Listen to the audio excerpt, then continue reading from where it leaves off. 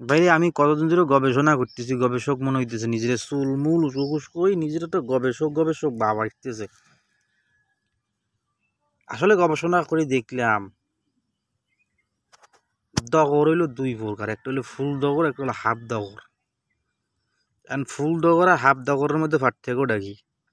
পার্থক্যটা হলো ফুল ডগর ও শালায় কোনো কিছুই করতো না, না কাজ করতো, না নিজের পোশাক আশাক দিত, না নিজের বিছনাটা গুছাইতো, না কারোর দ্বারা হাত পাতি দুইটা টাকা নিত, কিছু খাইতো, কিছুই করতো না। ওটা হলো ফুল ডগর আর কি।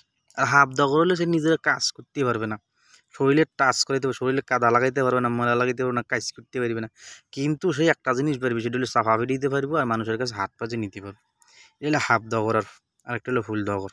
যেটার পার্থক্য বুঝছেন নি? এটা গবেষণা রিসার্চ করি বের করছি আর কি।